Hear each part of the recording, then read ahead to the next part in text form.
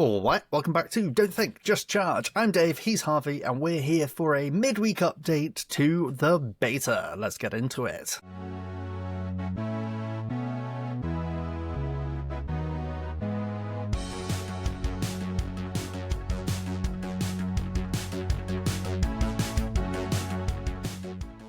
So, full disclosure, we are recording this on the night of Wednesday, the 3rd of September. So today, Tano has done another rework to beta. We're on effectively v 3.5.1 right now. We're going to rattle through this. We're only going to do the first 12 mainline armies in this single video. We are aiming to get more out, but because of the constant shifting landscape of the way it is, it's beta. This is to be expected, but because of that, we can't record far enough in advance to make sure we're giving you the fresh content that is still going to be relevant when you get there. So we are trying to do this in a way that is reactive and responding to how much the beta is changing. So this is going to be really quick on each individual army, and we're going to just keep on trying to churn this out for you guys so you can stay up to date with where the beta is going.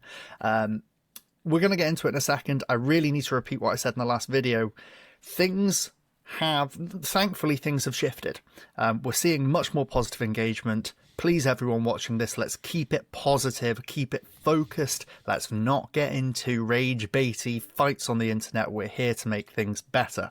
That out the way, let's talk about what's going on. We're going to start with the bugs. So we're going to start out with their army-wide rule, which is Hive Assault. Enemies that roll to block hits from this model's weapon take 1 extra wound for each unmodified result of 1 that they roll. Couple of things to note, this is old-fashioned Reap. Secondly, let's note that this is 1 extra wound. There are other variations of this rule in the game. Harvey, you love Reap. Yeah, off to an absolute flying start here. Reap is, as last time I checked, cheaper than AP. It's equivalent to AP. It's a bit like how Furious and +1 to hit interact. So this is great because it increases your maximum damage output as well as acting effectively as 1 AP. It's not as reliable, but when it spikes, and you can just wipe out a unit. So this. I mean, we saw Bloodthirsty before. Obviously, that interacted with the blasting weirdly, so that's been removed. But yeah, this is just as good. Yeah, it really is quite excellent.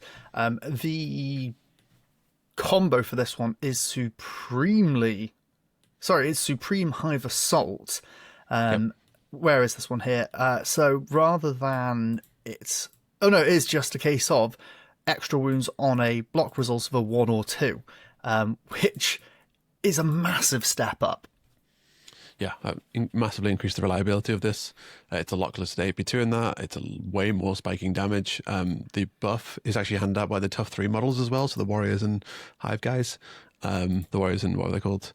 So yeah, so it's actually a buff you pass on to other units as well. That is in the bin. Tasty. Yeah, so this is really, really good. It's a massive glow up for these tier 3 units. And yeah, Alien Hive is still looking really, really good. Oh, yeah, the Tough 3 fanatic, right? My word, that's excellent. Oh, fantastic work there. That is such a big glow up for those guys. The spells, now, not amazing. Talk about these level 1 spells, though. Oh, actually, cutting across something for a minute, because I know that Harvey and I have spent a lot of time talking and recording. Harvey, talk about the change of spellcasting in general, where we're at with the beta, because our conversations haven't gone out to the people yet on that. So cover that first. Yeah, so we actually recorded like a whole 3-hour episode the other day, and then everything got changed. So we've been there. But yeah, so spellcasting is cheaper. The level 3 spells have been buffed. Now, if you were casting spells before, you're probably casting level 3 spells, so spellcasting has got stronger and cheaper. Most of the games you weren't casting the 1s and 2s anyway, so I always recommend casting on a 2-up, so this is getting better for the game. There's some level 3s aren't very good. This one here, 8 hits with Bane, is not great. That's not a great level 3. It wasn't a great level 3 before. It's not a great level 3 now. But some of them are really, really good. This spell list kind of sucks. You can disregard basically everything higher than level 2. Level 1, so the Supreme Hive Assault, we've just spoken about that. That's a great buff. And importantly, your big meaty guys, we always cast this on themselves, so they can basically get that buff every single turn on a 2-up. And the other thing is the Ravage ones. This one's interesting because Ravage is, if you roll a 6 and they don't block it, it does 2 more wounds. So this has got the chance of spiking for 6 wounds. So it's actually quite a nice cantrip for kind of bailing you out of the game. So both of these two are really, really great. The rest of the list is not really worth looking at, I think, though. So I'm not wow on spellcasting, but the good thing about Alien Hives is you can pick up spellcasting in like different places where you wouldn't be able to do for other lists. Most lists have to trade auras for it, but Alien Hives don't have to do that. They can just pick it up in their monsters or wherever they want it. We touched on it in the video that went out on Tuesday. The Burrower can get Caster 3, so he can give supremely, Supreme Hive Assault to himself. Of course, the Hive Lord can do that as well, and he can also give himself Rapid Charge or Furious. They are doing really well. I have started to go on to the auras a little bit here. A couple of things to pick up. The basic warrior is dead. Long live the Prime Warrior. He's got some excellent auras, but most importantly, fans of the channel will know we love a cheap hero because they can really be an excellent stick to put your auras onto, and there must be a new model coming out for the Alien Hives. We've got a Grunt Veteran in here. So he's got a couple of auras I'm going to talk about because we are leaving them at home. The Resistance aura is this Spell Eater aura, probably not taking it. Relentless aura. Well, actually, no, we'll come back to that one in a minute. Fortified aura, which is AP -1 on the unit you're going to get. It is good, but I'm not taking it. Now, the 3 things that I'm looking at here that I am going to take, let's talk about the 2 easy ones for combat. A Rapid Charge aura and a Furious aura. This is just gearing us up for some really nice melee units. This is Taylor's all time. Picking between a buff that gives you more damage output and gives you longer range. It's entirely personal preference. Like, there's no more pheromones in Alien Hives, so movement is a bit more premium. I think either of these you can really take. I think Furious is really good because of Hive Assault being Reap. So you end up in a situation where you're significantly punching above Balval when you combine those two together. So I think that's really good. The one so Rapid Charge, take it if you want. Relentless, you stopped on for a second. That has been buffed. It has been changed. It's now extra hits on 6s when you're within half range, which is a lot better. I don't think it's worth taking a 25-point aura for that because I don't think Alien Hives is really a shooting list. But it is a way of getting shooting into the list if you want to. The one that I want to highlight apart from this is actually the Fortified one, because yes, it's absolute shite on the Grunt heroes, but the Hive Lord can take it. And the Hive Lord is Def 2. So now you've got a Def 2 Hive Lord with AP -1 as well. So the Hive Lord is stacking up to be quite the monster. He already has all his previous buffs. He now has Reap. He can give himself bonus Reap. He can give himself -1 to AP. He can give himself Ambush, Flying, Caster. You name it, he gets it. That's looking really, really good. Yeah, that is really good. I'm very grateful to our wonderful community in the UK who are already gearing up for events post V 3.5. And man, I'm just so excited to play it. And I'm already looking at this now and thinking, ooh, would that be too mean? Would that be too mean to bring to something that, it's more of... It's not UKGE where I don't feel so bad about being cutthroat, but that is a tasty piece of kit right there. Big beastie, yeah. And then the other things to touch on in terms of Alien Hives. So they've got their destructive growth. I think we talked about this in our top winners and top losers, but this is really good with ambushing units, basically. If it works the way we think it does, which it stacks with ambush, as in you still get the tokens when you're off the board, which is how Caster works, so we'd assume it is. This means you get a really, really scary round 3 ambush with these Wing Grunts. It comes down, they're 3-ups, they have AP 3 shotguns, and there's not really much your opponent can do about it. And the AP 3 shotguns also have Reap, so they're basically AP 4, and you blow stuff up. So, that sounds to be a really, really good thing. I mean, you could also play a really slow play style if you wanted to, but I think most of the time Grunts are going to fail a morale check at some point, so it's probably not worth bringing them on other stuff. And then the last thing that these guys get is actually their Mark, which is Mark for Advancing Strikes, which is complete shite, and you shouldn't even worry about it existing. It's just if you end next to someone, then you get to maybe do a hit on them. It's crap. It's absolute shit. Leave that one behind, but the rest of Alien Hives is looking so strong. We don't have to worry too much. Onto the Battle Brothers. Again, we are just knocking out winner after winner in the first 2 armies here. Quickly, their new ability on... We have to do each army individually because some of them remained pretty much the same in the high level, but some of them have changed completely. And base Battle Brothers, holy fuck. This model gets 6-inch range when shooting and plus 3-inch range when charging.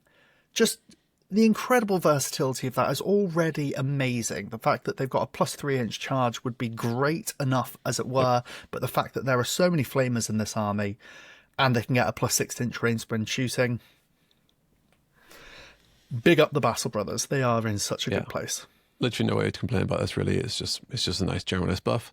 I think it solidifies Battle Brothers as kind of like the generalisty faction, and I think it's good for new players as well because it's quite a simple thing to understand, and it kind of introduces the idea of army wides.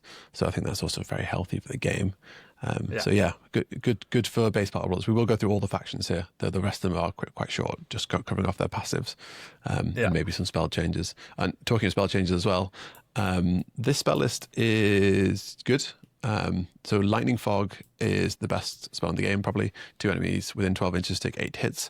There was a brief stint where it was 4 enemies take 4 hits, but that's been reverted.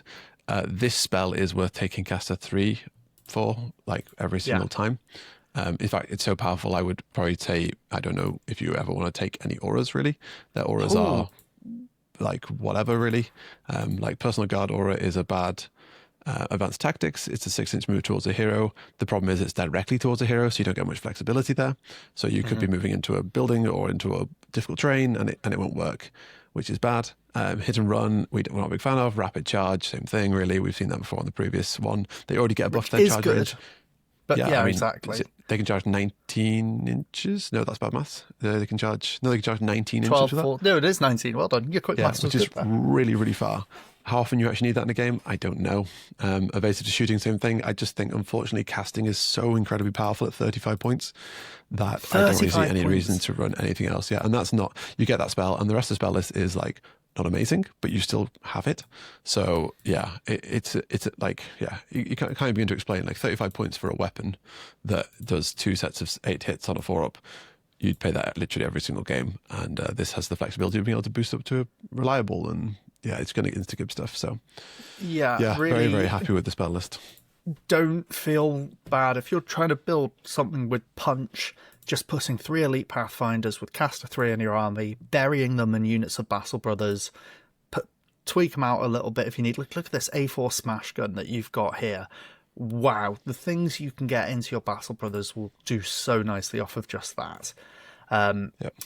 They're in a good spot. There is also then their mark, which has come down in points. Really nice effect to see here. Unstoppable being the new variation of lock on. It's just better. Ignores all negatives to this weapon, as well as positive modifiers on the target. So any of the AP -1s that we see, the +1 defenses, they're out. And this weapon's wounds can't be ignored. Let's be very clear. They still get a defense check, but regeneration, Spell Eater, the Plague Army rule, all of this sort of stuff, everything gone. So at 35 points, that is worth taking. A Pathfinder's army will look very, very good in Battle Brothers now. Yeah, and I don't think you need a heap of it either. Like, just one of those marks is worth sprinkling into a list, because the times where you have something that's got big and regen, it's nice to be able to apply a debuff to it. You could go pretty heavy on it as well, I think. But based on what people have been saying in the Discord, it seems like a really, really strong mechanic to have. So I can see 35 points being well worth it, especially given that you can put it on a target and not on a unit, which is tends to be a better way of doing it for this style of thing where you're like, okay, well, this thing has regen, so I want to apply this debuff to it. Whereas, like, I don't want to apply it to a unit because they might counter it. Exactly. So that's good. The next thing for Battle Brothers is the banners. Which, have seen some change across the beta. So we've got this one that's a fortified aura, which is still really powerful at 10 points. That's just better than what Custodians get, probably because Custodians are def 2 up, but still really, really nice at 10 points. Regen aura we're familiar with. Versatile attack aura. We spoke about this in our review video of Tano's initial army-wide rules. Love it. The points cost is as we thought. This is, when this unit is activated, pick 1 effect. Until the end of the round, all models with this rule get either AP +1 when attacking, or +1 to hit rolls when attacking. Fantastic. So I think the points cost of this is done, because previously there was a battle HDF thing that gave +1 AP and it cost 70 points.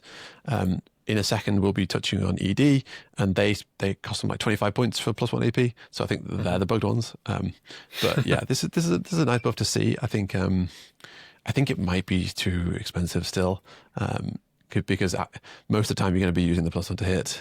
Sometimes you use the +1 AP, and I don't think the flexibility is worth paying 75 points for. If you double stack a unit, it is worth it at that point, but it's 55 points on the veteran Battle Brothers. So do we think there's still a costing issue? So yeah, the costing is related to the unit it's attached to. So the cheaper the unit, the cheaper that aura is. So yeah, I mean, if it's 55 points, then absolutely. But yeah, it does depend on which unit you grab it on. There's a couple of things to note here. First of all, obviously the veterans point, which is that they get access to flamers on every single one of them. Obviously, because it's reliable, you don't care so much there about the +1, but AP +1 is good. Secondly, you upgrade one model in the unit with an aura. Then you can put a hero into that one and get the benefit of the aura on the hero. Just don't overlook that. That's going to be so relevant when we come to talk about orcs in a future video. But we've already said that they are absolutely skyrocketing. It's so good. And you can double stack as well and then pick one of each aura if you want. Exactly. So that's also really nice. So yeah, I think overall... the brothers are looking good. The banner is on all of them. There's also, this is the first time we'll see combat veteran, which is a new I was going to say, do we want to talk about this? So we'll just quickly touch on it. This is a new mechanic to OPR. It lets you activate a unit twice within a single round. Once per game. Once per game, yeah. So this is so hard to evaluate because most of the time when you activate a unit, you put them in some sort of danger. And if your opponent then kills them, then you're going to be suffering with this. So obviously this is really good if you've got really long-range weapons and you're in safety, or if you're really durable. If you can charge in and then wipe out a unit and then they don't have a decent way of dealing with that unit and then you can go on to the next one, then that's also really good. This is a once-per-game effect. You do want to be front-loading it at the soonest possible point. And yeah, but it's really hard to evaluate for now. It depends how it's point costed. When we get onto Night Brothers in a second, you'll see that their veteran brothers are like 250 points now, or something like that, or even more, 300 points, something stupid. So some units it's kind of costing them out the game because it's just not worth the risk. But other things like Watch Brothers, they get 2-up deaths, melee ambushing guys who really benefit from this kind of stuff. So really do. Depends on what unit it's on, and I'm really interested to see how it plays out in the end of the game because it's an interesting mechanic where actually you want more units, so then you can like do your 2 activations for free back to back. But it's really hard to fit that into a list when you're double stacking these guys because then you've already spent like 400 points or so on whatever they're doing. Yeah. So interesting new rule. I think that's going to be something that we're going to want to play with in our battle reports and our play testing and come back to you on, because we don't know how that's going to be. I can only anticipate that being very, very strong. But we don't know until we try. And this is the important thing about beta, folks. Get out there and try. Yep. Let's quickly dip into we didn't look at the auras, actually. That's a fair point. We did briefly kind of touch on them to say that, look, frankly, right now, Rapid Charge, good. Caster 3 best. Personal Guard aura, again, we haven't played with it. Probably not going to be as good in Battle Brothers as just Caster 3, but it might be good in other armies. We don't know yet. Blood. Thank God for the update to Blood. We said before this, we're not going to dwell too much on what the original 3.5 was, which, for the avoidance of doubt, we quite liked. But this is such a big improvement to Blood. So Blood... Battle Brothers now, similar to Alien Hives, enemies that block hits on a 1 take 1 extra hit, not wound, hit. Yep. This is very different. I know it's one word of difference, but it does make a big difference on the battlefield. You just pick up the dice and roll for an extra 1 to come through if you roll a 1 against Blood Battle Brothers. You just get a hit. So the big question about this is whether or not it is the model's weapon that they take a hit from, or if it's just an extra hit. Would presume it's the model's weapon. That's a good question, because when you see this on Impact, it's they take 1 hit, right? For each when they roll. If you roll a 2-up when attacking, the target takes a hit. Here it takes 1 extra hit, and Probably need some clarity. I would assume it's the weapons profile. I think I that would would probably presume it's... yeah, I'd that's the presume most it was generous as reading well. of it. If it's one hit, this is really bad. If it's not one hit, and it's one of the weapons hits, then this is obviously really good. This is equivalent to Furious, right? It doesn't make a difference if you're rolling a 6 or they're rolling a 1, because a 6 always hits. So it's still a 1 in 6 either which way, for Furious or for this. I think this is good, right? It's just another branding of Furious for the most part. So yeah, I think Blood are in a happy place. Spell list. The spell list for them is slightly different. So instead of getting the 2 sets of 8 hits, they get 1 set of 8 hits with AP2. Before we love 6 hits AP2, we love 2 sets of 6 hits. This is the same kind of comparison here. This is still a really good spell. AP2 is really good, and the rest of their spells are the same or not really worth considering, really. So this is another situation where you could stack lots of casters and be happy with it. So overall good, really. Somehow they're 60 points. That's got to be the most expensive caster in beta, right? Probably. I mean, I still think it's worth it, right? Casting before was probably too cheap, and it's even especially too cheap now. So, yeah, I would just be stacking the ever-living shit out of casters whenever you get a decent spell. I want to hit on Smash. I love this rule.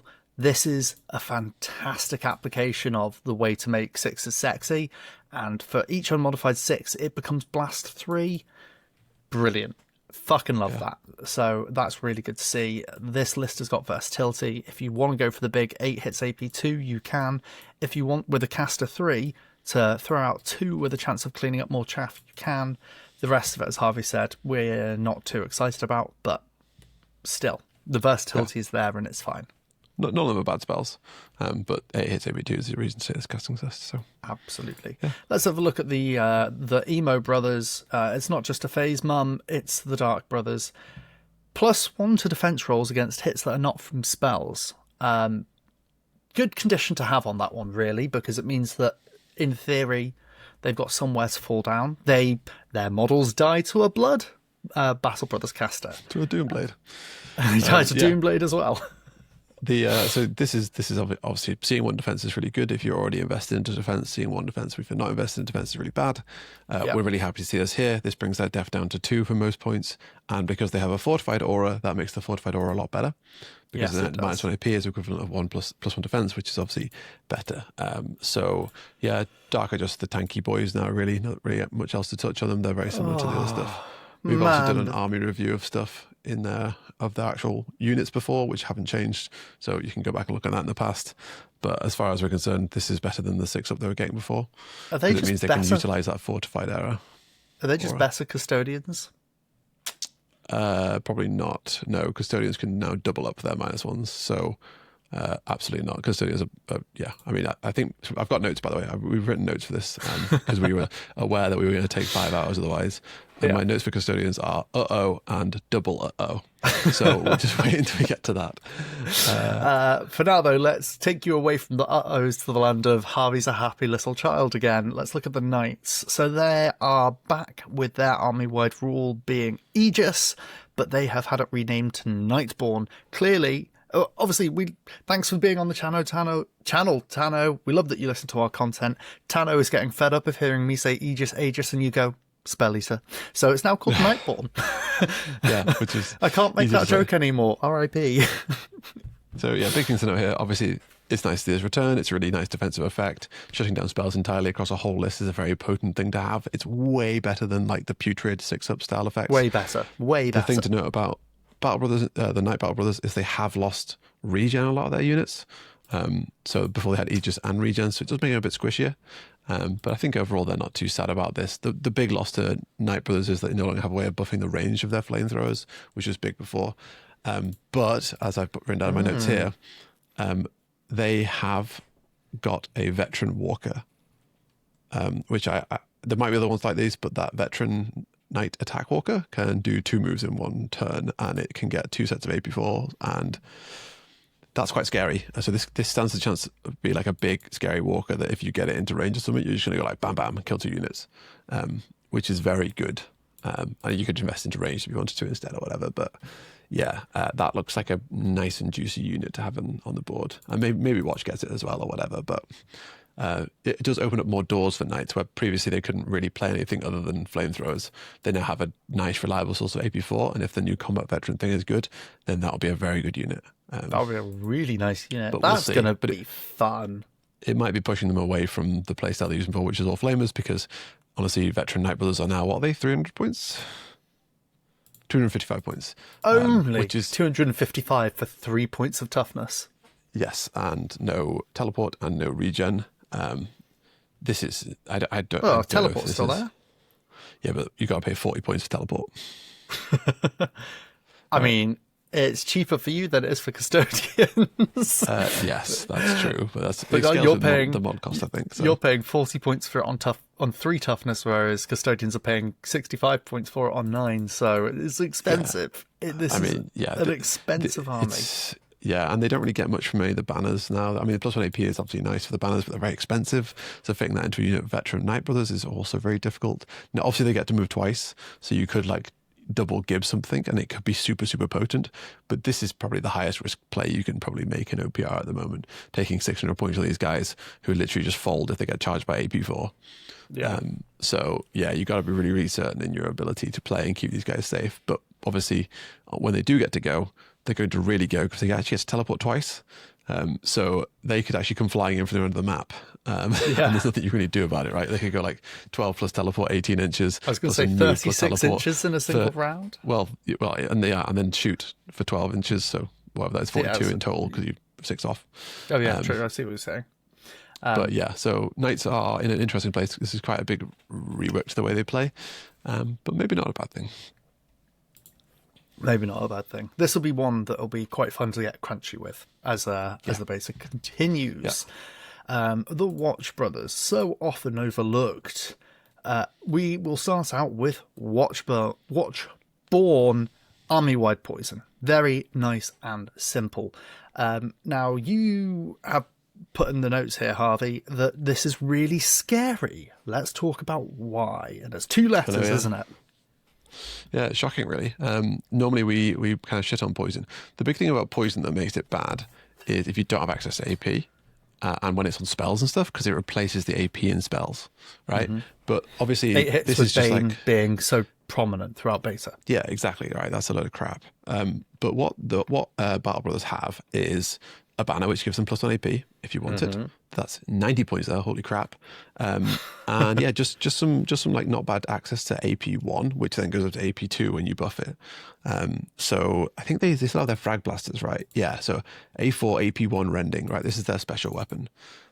So you could get a really scary doom stack with this, with poison on it, and that's AP2, and then that's going to make a lot of rerolls happen, which is quite nice. Yeah. And the other thing you can do is they have access to heavy energy hammers in melee, which is AP2 blast 3. So that's another, like, absolutely going to destroy the thing in front of you. Now, Watch exclusively use this new veteran rule, but as mentioned before, they have high def because they can all get access to shielded. So this is a def 2 army with double moves. So you're going super elite here. So this is the most affected by the veteran change, and it'd be really fascinating to see how it goes. Watch before, I think most people looked at them and went like, but where are their units? Now that doesn't matter because they can't afford more than 4.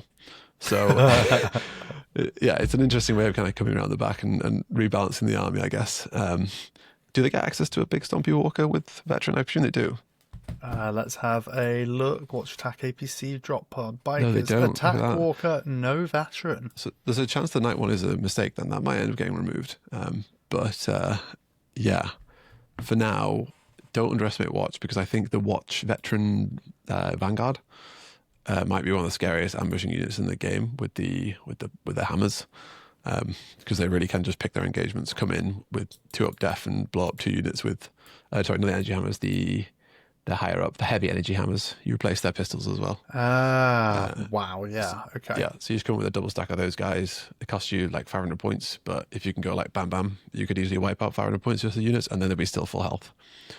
So yeah, stand to be pretty scary little ambush unit, but yeah, we'll see how it plays when the actual things come down. Watch is one of the first things I want to test because I think it's so exciting. I think Brothers in general are kind of fun to build with now. Brothers are looking really good indeed. Fab. Well, we've gone through all the good brothers. Let's have a look at Tano kicking a dog down. No, the Wolf Brothers. They've been through, live, early beta, now.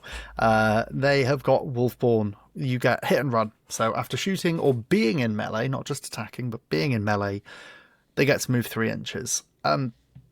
This is not great. Yeah, so my notes for this, I put get Dark Elf Raided's kid.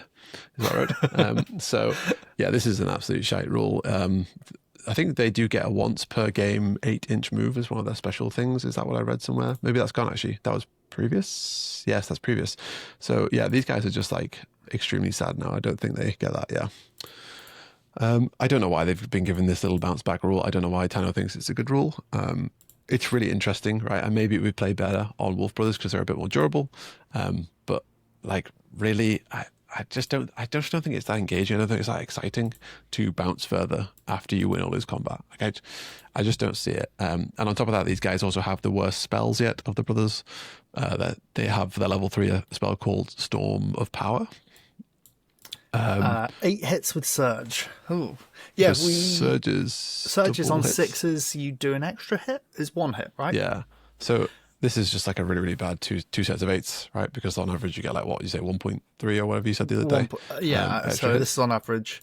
Exactly 1.3. So on average, this is between 9 and 10 hits, really. Yeah, which is not good because you could instead get 8 hits AP2, which is going to be more effective, or twice as many hits. So they have a bad spell list and they have a bad army rule. Rework Wolves, please. Give them something to make them the melee one, right? I'm really glad counterattack is gone, but yeah, this is no good. Okay. Moving on, the Blessed Sisters. Really mostly sweet, but a little bit of bitter in here. Devout, looking excellent. They've got Shooty and Stabby. It's called Killy, I think, at the moment. Yeah. This is just straight glow up from live. Fantastic, especially for an army who love their flamers as much as the sisters do. It's really nice to see exploding 6s on the sisters. Yeah, I will say that so obviously this is a better version of Devout in Live. There's no longer the 12-inch rider. However, the flamers have been nerfed. They're now 9-inch range and they've got a worse effect on them. I hate that. So yeah, I mean, I don't know why that's been done. So they've got shorter range and they now have basically like a crap version of Reap on them, where if they hit a 6, 1s do double damage. I think that needs to be picked up on. I think they were changed because it was, what was it? Was it AP1 when you were within 12? So it was to stop the heavy flames being AP2. So that needs to really go back. Yeah, I mean, we'll see what Tano does with it. I really hope he does roll back this change because they've just, like, the Flamer faction now has the worst Flamers, which is a shame. Apart from that, obviously, happy to see old Devout back. I think the auras that they have are mostly outshined by the fact that spellcasting is good. So first of all, you've got a really cheap novice leader, right? So spellcasting plus that is only 65 points. That's obviously very scary. Their spellcasting list is good. They've got the 12 hits. That's all you literally care about, right? That is enough hits to justify just taking a crap ton of stacks of casters. On top of that, they've got some nice buffs. So they've got 2 hits AP2 at level 1 for damage as well, but they also have Supremely Devout and +1 to hit in melee. And the level 1 is now -2 to casting rolls. So it's a really, really flexible list. Yeah. And all that you can get for just 65 points and you can just spam 3 of them. Why the fuck not? So yeah, I think unfortunately the auras, because Personal Vanguard we spoke about, Fearless is very, very, very, very hit or miss, I think. What are the other auras they've got? So the other auras, we've got the Spell Conduit ones. This is kind of cute. You get to make friendly casters cast through this model and get +1 to any casting rolls when doing so. Now, hear me out. 35 points, you stick a novice leader in the back of your army, in between 2 friendly units who you want to have Supremely Devout on, and you just fling that spell backwards with a level 3 caster. It's going off on a 2+. That's kind of cute to get at. Whether or not it's good, we'll find out. Personal Vanguard, we've spoken about. We haven't spoken about. Wrong video. We've canned that one. Oh, yes. Personal Vanguard aura. Let's just quickly go through this one. This applies this rule to the hero and its unit. When it's deployed, it may be placed anywhere fully within 12 inches of a friendly hero without this rule, but over 9 inches away from enemy units. The cute thing you can do with the Personal Vanguard aura is you take a High Sister with Scout and Strider, you attach her to a unit of Vanguard Sisters with your shotguns, and you still scout, because you put it within 12 inches of a friendly hero, and then you get to do your scout 12 inches move. So you can end up toe-to-toe with your enemy if they deployed on the line. Yep. Combined with the fact that we've got Vanguard Sisters here, with shotguns for quite a cheap points cost, and then having Devout, you can do some funny bits. And it's worth noting this only works one way. Unfortunately, because you delayed deploying for Scout, you couldn't do the way you couldn't deploy the Scout unit and then deploy your guys around it. Which would obviously be the most effective way of doing that. But unfortunately, it doesn't exist. But yes, the rest of these auras are basically pretty uninspiring compared to just straight up casting. Casting's so cheap. Stealth is kind of like whatever. Yeah, you can do the cheap thing, good. but casting's probably the best thing. Yeah, you might be able to justify taking one spell conduit guy just to cast your casters through as a way of getting +1 for all that stuff, and just put like a beefy guy at the front who's going to be your spell conduit, and then all your novice leaders at the back just pour tokens onto them. But maybe that'd be good, maybe it won't. I mean, +1 to casting is pretty powerful.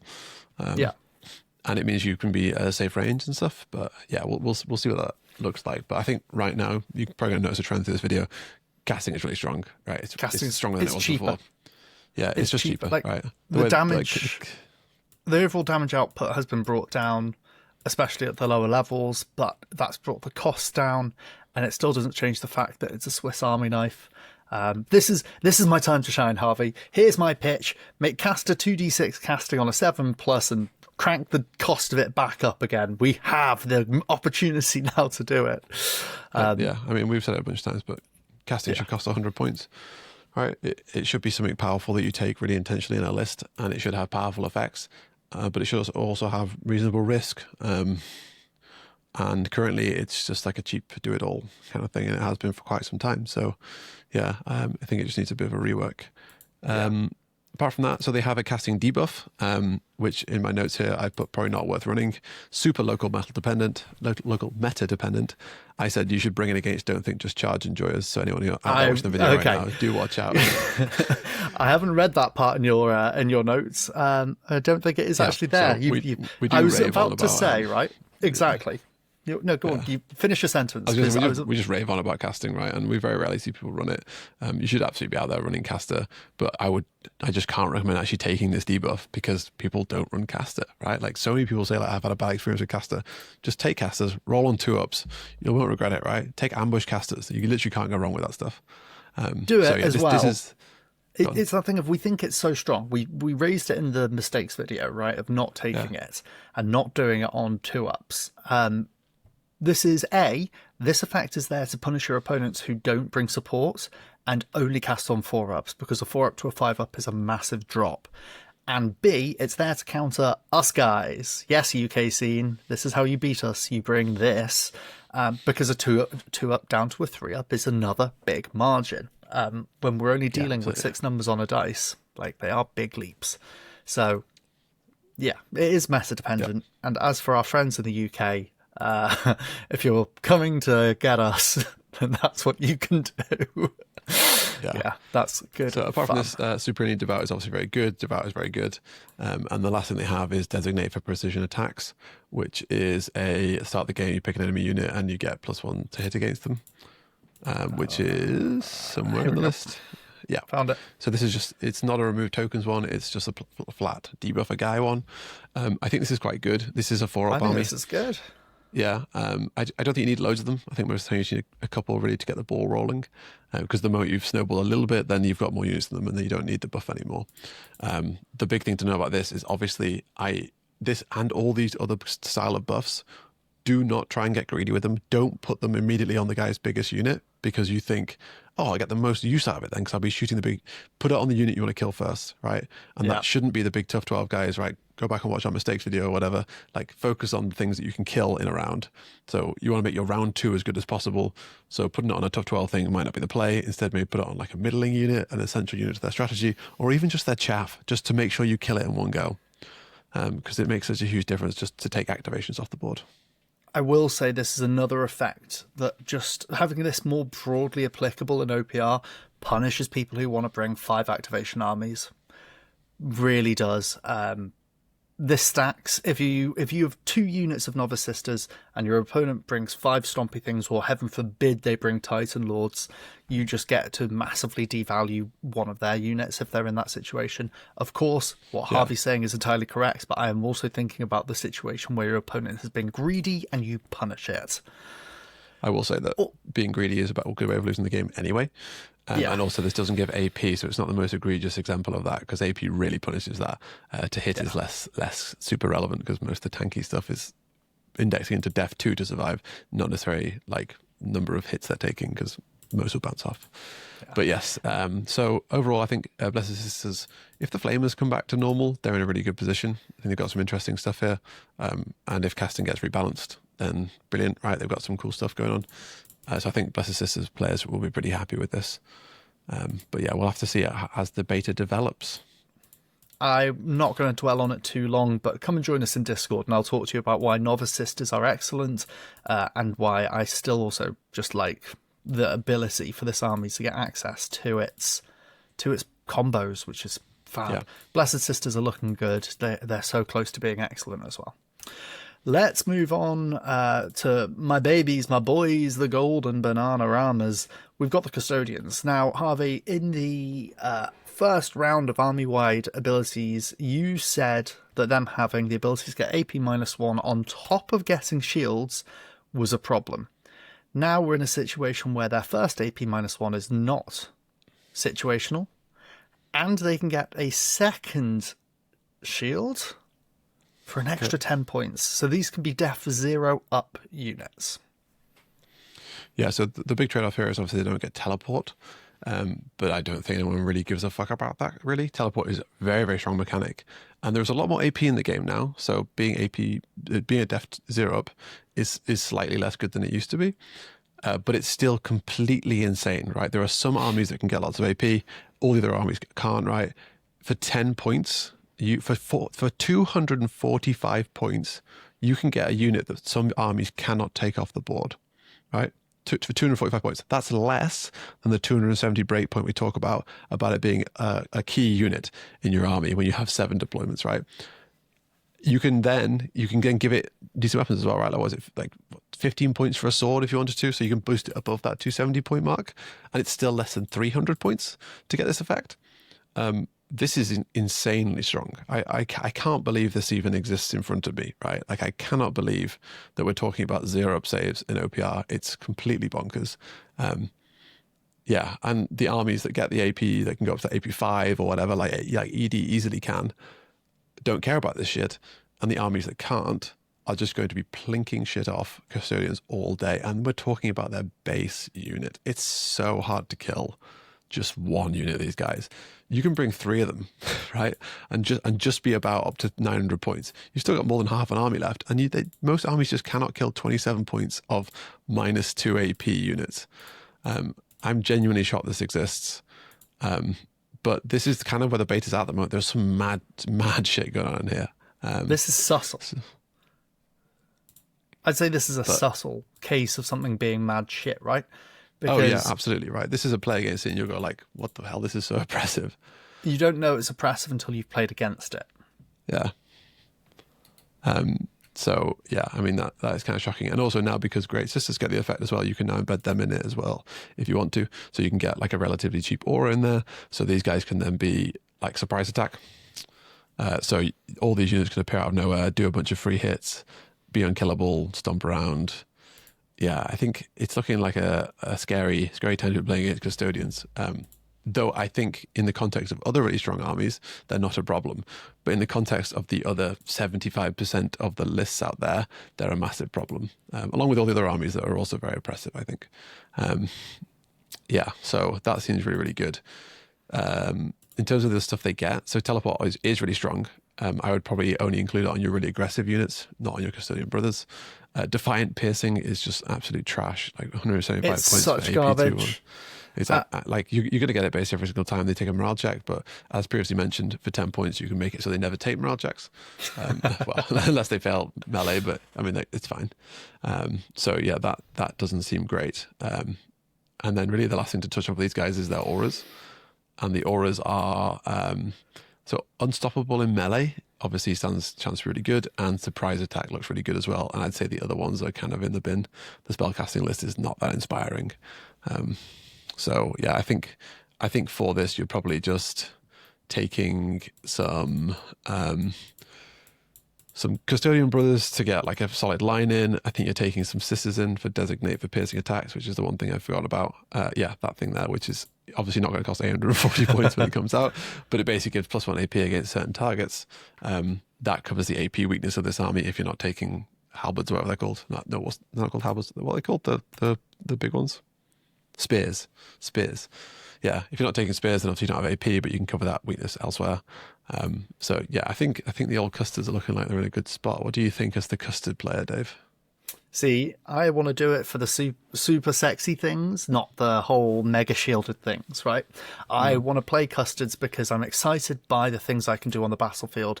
Now, I made this comment previously, right? You and I analysed custards from two different perspectives. The guy who plays it and the guy who plays against it.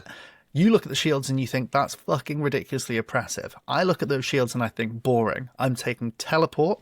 I'm bringing the Great Sister.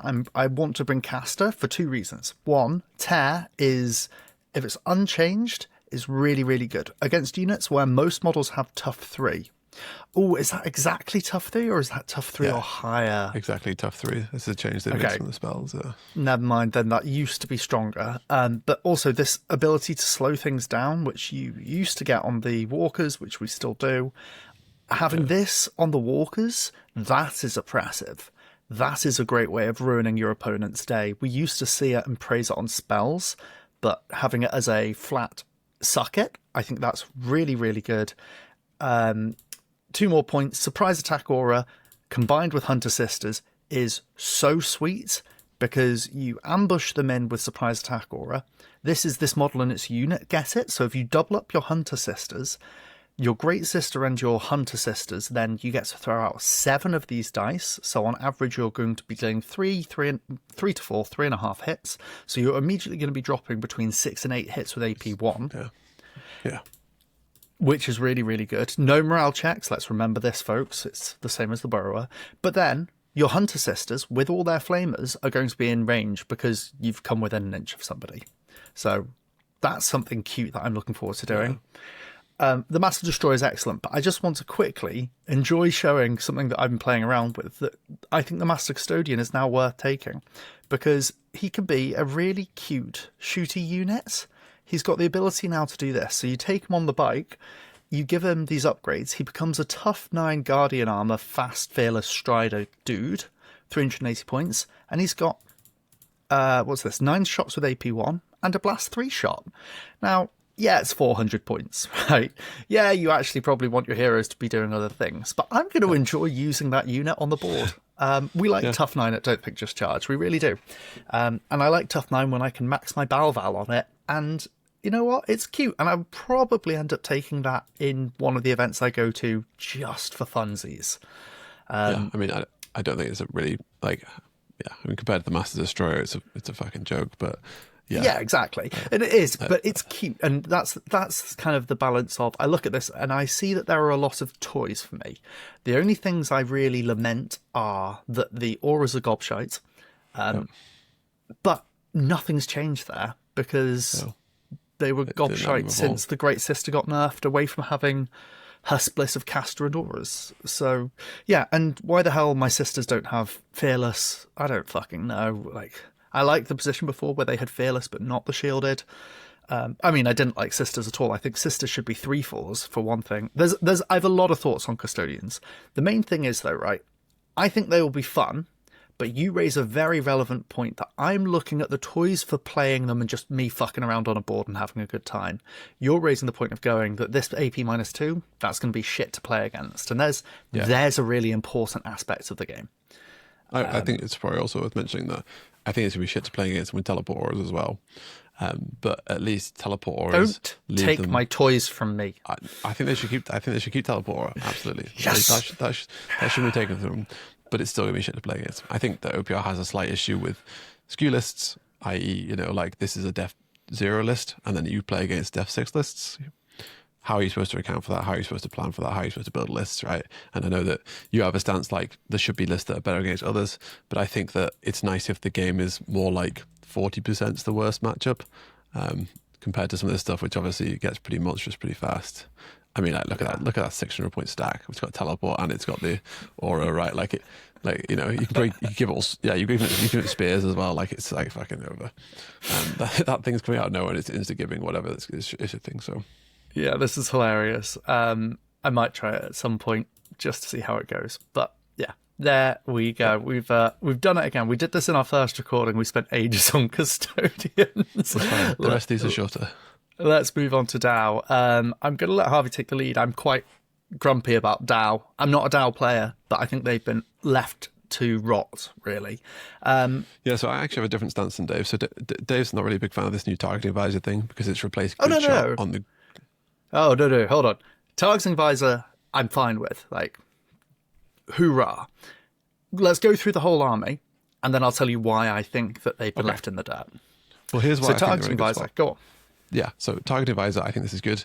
It gives them +1 to hit exactly where they want it. So they don't care about melee. They're not a melee army. They don't really care about morale because morale is really a melee thing more than it is a range thing. So this gives them the exact stat buff that they want. Now, it has replaced good shot on the kind of grunt spotter units, but it's new and fresh on all the mechs and bigger.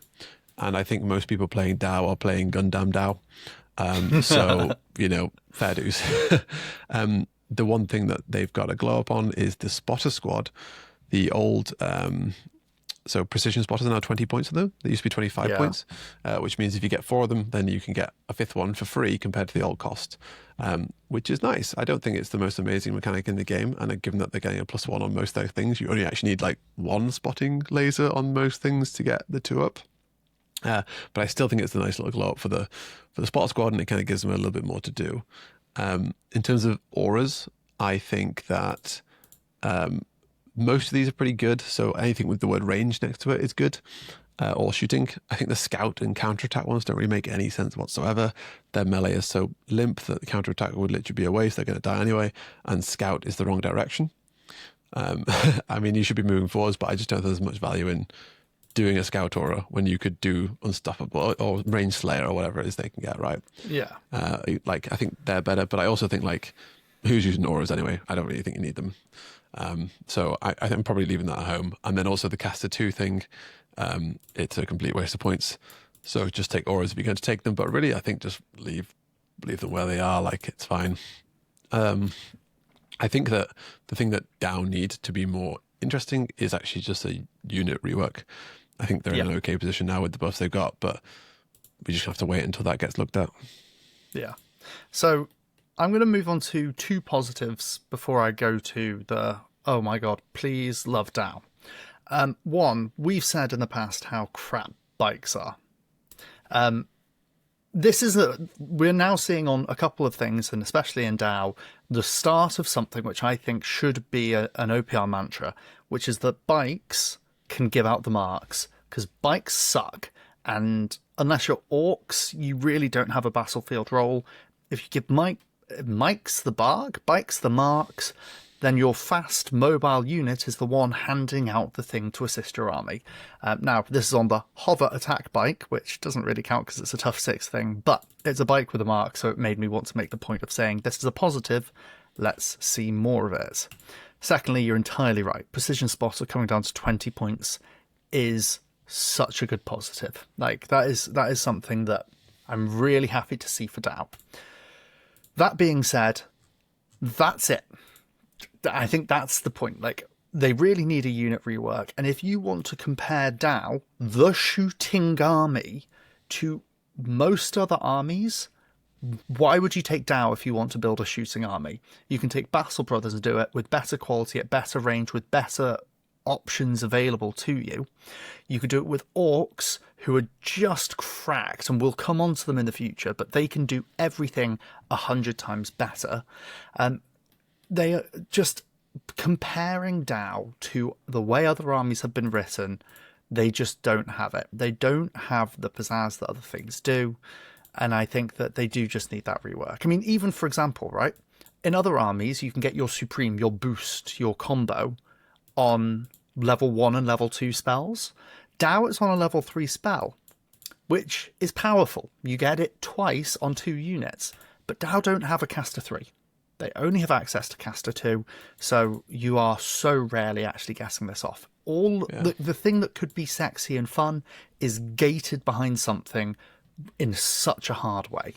And that is just so unfortunate for DAO players. And I'm not a DAO player, but I will speak up on your behalf of saying that you look at this, and this is the meme of, holding the kid in the air while one's drowning, and DAO isn't even the skeleton at the bottom of the pool who's already dead here. Like, it's way below that.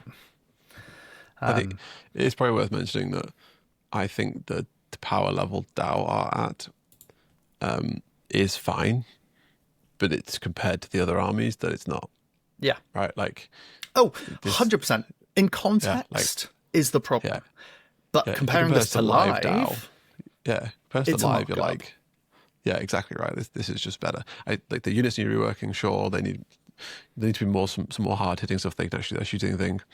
But yeah, you compare it to other beta armies, and it's like, well, there's going to be loads of changes in the beta, right? We'll hopefully reach a point where it's happy, right? But the thing about alternate activation games is in loads of games, people always say like, just buff other units, don't nerf my fun thing. If you do that in alternate activation, the game ends in round 2. And the game ends after 15 minutes or something, right? Like, it doesn't work the same way. So things have to be weaker, right? I know there's like a big clamor about Blood Brothers and stuff like that, but Blood are already pretty scary, right? And you really run the risk of going like, okay, well, someone's complained about my thing being nerfed, and the Blood nerf was really silly, right? Like, it didn't make sense logically. But things getting worse should be something we're okay with as well. Alien Hives shouldn't be as dominant as they are. They should be removed. They should be nerfed, and people should be ready for that because it makes for a healthier game. Yeah, and this is something as well. Now, we're talking in far more meta talk here. Sure. Frequent changes to a game are good and healthy and positive. Cycling, and I don't mean literally on a cycle of in 12 months time it will be good and then 12 months after it will be bad, but rotating through things being stronger and things being weaker is good. There is of course an asterisk to put over this for a mini based war game where people will spend hundreds if not thousands of pounds on their models and hours of time putting them on the table. So there is a big note to put over that, but it is still healthy. Because if someone comes back in 3 years' time and says nothing has changed and my mate with his space bugs is still going to stomp me, that's just going to be a bit shit. That's a shit player experience. At the same time, imagine where put this one in where some chump can bring the same army to the top tournament in one game's thing 2 years on the run and win both times because no one else plays that army whatsoever. Does that seem like a good idea to you? I changed my list. Either way, that's DAO. Okay, position. I think bad compared to other things. Yeah, better than live. But other things are even better again. Now, right, I've had my rant. Your turn. So Dark Elf Raiders. If you watched our previous video, you already know how we feel about this. With the most recent updates, nothing has changed. So what is this? So harassing doesn't really do anything for their transports, which is one of their old playstyles. Big transports full of crazy dudes running them. Harassing also doesn't really do much for their really light frail infantry that they want to then push in and blow things up with, because who cares if you move a little bit after you've killed something, they're going to kill you anyway. So the person has to be deployed really poorly for this to really matter, or a full melee army or whatever. So I don't think this fits the kind of like we're raiders on ships and we disembark and blast you. I've seen a couple of people say like maybe if this let you re-embark your transports, which I think would be interesting but probably quite hard to balance. But I just want to see something new for them, right? I think it's an interesting enough idea to put on some things, but like you look at Wolves, you look at these guys, it's not giving them any more output, and there's plenty of things getting more output from their army-wide, and that's a huge problem, right? What does this actually give you? Positional advantage for an army that is frail, so positional advantage doesn't matter as much. Apart from that, their spells suck dick. Their auras, so they've got personal escort aura, which has just been nerfed, but it's basically like you get to teleport to a within 6 inches of a hero within 12 inches of you once per game. Oh, that has been nerfed. Yeah, so this can be used in conjunction with a scout hero to get up the board really early on, but you have to massively telegraph it now because it's within 12 inches, and obviously you scout your guy, and you can activate one unit to do the teleport run in, but then if they kill the guy who's your anchor, then all of a sudden your whole army's left behind and it's no good. So probably a meme. Infiltrate is most likely how they're going to get their guys in nowadays. That, or if you decide to continue going with the transport thing and just go for a round 2 setup, which I think is probably the safest and most reasonable thing to do here. But it has been a flat nerf, and you're paying points for harassing, which you're very rarely going to get value from. The last aura they get is piercing, which is +1 AP. This is one that I used to take when combined with the hound units, but unfortunately the hounds are now fast, and the elite raider has no way of getting fast. Painful. They might be able to get on a jet bike actually, but it's not worth the points at that point because the hoverboards used to go fast and they don't anymore. So it's not really worth the points of sticking a jet bike in there as well. Another question: why aren't hover bikes faster than men running on the ground? I don't know. So apart from that, they have retreating strikes, which is kind of like bombing run. If you end your turn 3 inches close to someone. Hold on. I've seen it, but I can't remember where it is. I think why it might be isn't it on the hoverboard riders? It's on the nightmares. It is. So this is if you end within 3 inches of a model after being in melee, you can roll dice on a 6. They take 1 hit. This is absolute crap. To end up within 3 inches of an enemy unit, you've either not killed them, or they were close enough where you could then consolidate onto them with harassing, which is the best case scenario. Or worst case scenario, you haven't killed them, you've bounced back, and then you haven't used harassing. because you have to still be within 3. Yeah. And then you still only get roll 5 dice on a 6 if you get 1 hit. It's just not worth the payoff. It's definitely not worth 10 points. The last thing that they get is Ruinous Frenzy, which is when you kill something, you get +1 attack and +1 defense. This is interesting. This is fun. I don't know how good this actually is for 5 points. You take it every single time because if you get 1 defense boost off it, you will have paid for it. The big question mark right now is True Witches currently have Veteran Old, which is +1 to hit in melee and ranged. Now, Tano's confirmed this is a bug and they're going to get the new veterancy thing. The really good thing about True Witches before was that they hit on 3+ with a bunch of blast weapons. So they would wipe out units really reliably. This puts them in a weird position where they're not as reliable at wiping out units because they're on quality 4+, and you can very easily see a situation where you charge in, you only hit 2 attacks, that's 2 attacks, AP2, blast 3, and it's not enough to wipe a unit out. They take some damage on the crackback, they don't get their buff, then they just die, right?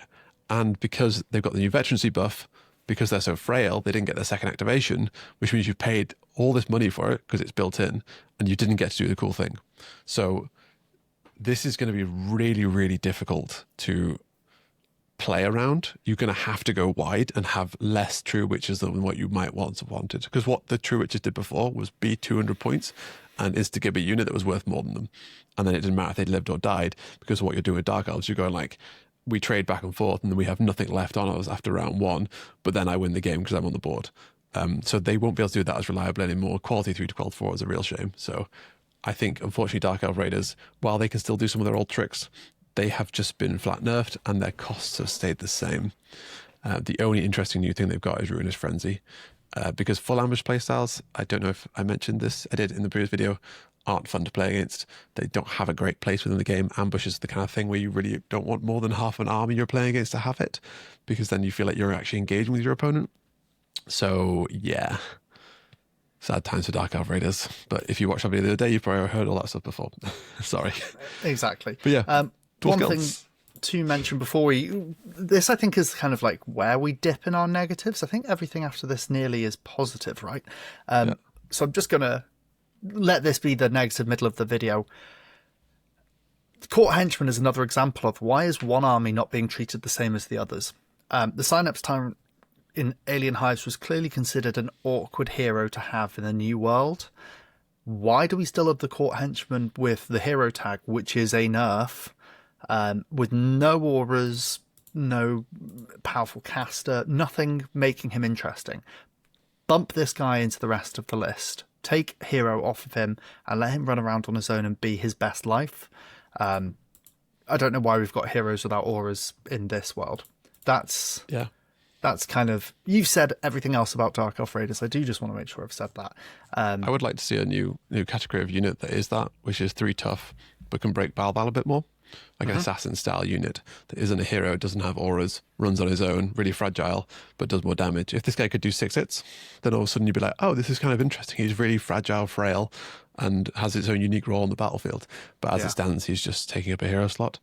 And he's basically like, oh, I've got 55 points spare, I'll throw a core henchman in, which is a useful role, but it's not something that people are going to be crazy about. When we're thinking about how to play Dark Elf Raiders now, and it's going to be with Infiltrate Aura primarily, he needs just a bit more love. I think our main complaints are on armies that we think just need to have as much love as other ones, really.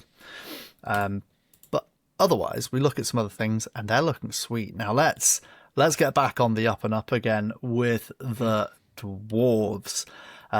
Quick razz on their army-wide ability. It's the same as we saw for the Dark Battle Brothers. +1 to defense from rolls that... Sorry, +1 to defense rolls from hits that are not from spells. This is just powerful. Matches their vibe. It's good. Yeah, so notes here, obviously, same as before. +1 to defense is good if you're already invested in defense. These guys are. Supremely sturdy is kind of hilarious. It means their chaff is on a 2-up. So I think that I can see that being spammed just for some like really, really like durable objective takers, which is interesting. Once again, this is another example of how the game has become a bit more skew in nature. Stacking 2 of the same debuffs on top of each other is scary, right? Like they now have like 1-ups 2 of the same buffs. Yeah, sorry, yeah. They now have like 2-ups on a bunch of their units that don't really need it. I think the power suit guys are 1-ups by default and so on. So yeah, that's kind of scary. In terms of the rest of the stuff they got, they have a new spell list, which they only have caster 2, so we're not really going to talk about it. Cleaving Rune is obviously a nice spell. 12 hits, Cleaving Rune is a beautiful spell. Rip, only having caster 2. Yeah, caster 2, you're probably not doing it. Like obviously you can do ambush strategies with dwarves, so caster 2s aren't that bad because you come in and cast on a 3-up, but you still rather caster 3. For auras, the 2 that you're interested in are probably range shooter, which is the extra range, and swift aura for the melee guys. The other ones you're probably happy to leave at home. Bane does have some interesting applications if you're combining it with the iron shotguns, which are AP2, but finding a way to make that work compared to just like running a melee unit in your ambushing tanks instead, probably harder to do than you think. The other thing to touch on is Devastating Frenzy, which is on the Berserkers. Cool. So this is +1 defense, +1 AP when they kill a unit. So Berserkers are now 4/4s because of their army-wide. They have Fearless. They kill a single unit, they're now 4/3s. That is hard to move on top of regen. So the chance of Berserkers snowballing is now a lot higher, and they're not that expensive. There are 210 points for a double stack of them. That's without giving them their proper melee weapons, I guess, so it's slightly more expensive than that, 240. But that's still really cheap for something that's going to absolutely mince Tiff 3 things and get stronger as it does it, especially when you throw them in a big tank that they can't counter that at all with, because they're just going to come out of ambush and run down your big guys. So yeah, they're going to be really scary. This is an example of this devastating rule that we just talked about in the Dark Elf Raiders done well. And this is something as well, really important point to talk about in OPR, which is one man's trash is another man's treasure, right? Love seeing this on the dwarves. Love angry dwarves getting angrier. Berserkers looking fantastic. Berserkers looking fantastic across of OPR, just in general. And we keep on talking about orcs. I keep on talking about orcs. I don't think Harvey said a thing about them, but orcs are looking fantastic. But yes, in case you want to pick up the memo. Yeah, orcs just in case. Yeah. But Berserkers are looking fantastic, and dwarves are just looking really good, really resilient. They have their army theme, and they do it. They do it very well. Yeah. The last thing they do have as well is the shooting range debuff, which I think is -6 inches to shooting. Now, I think it's on the Thunder support, which seems like the worst you need to put it on. So it's if you go up like 4 blocks, 2 up blocks now, to the left, next to the Power Suit Guards, next to the Flamer Beast. Shooting range debuff. No idea why this would be on the Thunder supports. That's supposed to be a long range thing. are we really getting with They're 18 not going to be inches? within 18 inches, right? No, so a weird place to put it. Do you know where would be a good place to put it? The bikes. On the actual fast, slightly more fragile units that is going to be yeeting themselves up the board and into strategic positions. This is where we should have these 18-inch marks. Exactly. Yeah. So Also, marks plus scout would be such a sweet little combo. Like, guarantee you're going to get it out. yeah. Yeah. But so apart from that, like Dwarf Guilds look good. +1 to defense is good. They're already defensive. They got some nice buffs. Devastating Frenzy is good. If you're a dwarf player before, you're not going to notice a massive difference. And I think you'll be pretty happy about that, right? Because dwarves were in a solid place before. Also, the new defense buff thing it means the thing that used to have, it wasn't very good with miners, but this kind of works to miners. Now miners are kind of tanky, which is kind of cool. That's good. They can actually get supremely sturdy to be even tanky. They can be 3-ups if you want to. Thank God these guys don't get Devastating Frenzy, is all I can say. Yeah. They don't need any more AP and survivability. That would be nuts. That'd be great. But yes, that's it's good. Good. Dwarf Guilds looking great. Elven Jesters. Now, let's get into them. They've changed a little bit. Army-wide rule is nimble. We love teleport. This is a 3-inch teleport army-wide, so I am quite keen on this. 3 inches just might make it not valuable enough, but of course 6 inches would be OP, so it's kind of good. They have an interesting... We'll come on to what we do with them in terms of their extra army bits in a minute. Their spells. Now, their spells are looking okay. We've got this advancing strike thing, which... Oh, has it been changed? No. And Alien Hives get the good version of advancing strike. I'm just going to talk about this now. Elven Jesters are a melee army. They are army-wide furious. They get an extra 3-inch charge. Having shrouded now rather than stealth and -1 to hit in combat, this is just a straight buff. So this is also really, really good. But then one of their army-wide special rules is advancing strike, which is the same thing we spoke about in... It was Alien Hives. No, it was Dark Elf Raiders. It was Dark Elf... Yeah. Oh, it might be both. Yeah. Where they get the ability to finish a move within 3 inches of an enemy unit and drop this no matter what happens. Elven Jesters, the army-wide Furious Army, only get this when advancing or rushing. So that's just in the bin, not using that. That being said, everything else is fun. So we have got access to Caster 3 in Elven Jesters. We've got Unpredictable Fighter, which is quite fun to throw out. +1 to hit is strong. AP +1 is strong. We like it. 4 hits AP 2 on 2 units is fine, but really I'm not massively excited about it. It just doesn't quite break the break points. But look at this one here. 1 enemy unit takes 2 hits, deadly 3 and AP 2 on a level 2 spell. The Custodian killer, kind of. Yeah, not even close. Yeah, but it would have been nowadays. If they hadn't passed it on the 2-up. Yeah, exactly. But this is just a really good spell, because at the same time as hitting destroyers and the like very effectively, you also blow up transports. Half damage to a walker is really, really good. This is just a very good spell. Bash 1 once in the bin, 2 hits with fragment in the bin, and I've said about advancing strike. So really it is this one spell that makes it quite good. Are you hotter on 4 hits with AP 2 to 2 units than me? Yeah, I think I am. I mean, you're right. It doesn't make the break point where it's killing units, which is one of the major advantages of 8 hits. You can just kill units with it. But I don't think 4 hits with AP2 is bad to 2 different units. It's kind of like a crippling thing, right? Like you'll cripple 2 units, which is not the end of the world. How much do their casters cost? 55? 50. Yes, they're quite dear. I think the deadly thing is good though. Yeah, but that's a sweet spell. I think this was in the bin video as well, but the big thing that Elven Jesters now do is I think they're just a really heavy ambush army, right? You take pranksters, which have ambush built in, and then you take this new piercing. Are you going to say about strike. this because this has been changed? So the reason that Harvey's talking about it is because of ambush redeployment. Let's talk about that first, which is cool. Unique rule that is cool here. When you've got a unit with ambush redeployment, once per game, when you've finished its activation, you get to stick it into ambush, bring it down the next round. Cool, tricksy, jumpy about.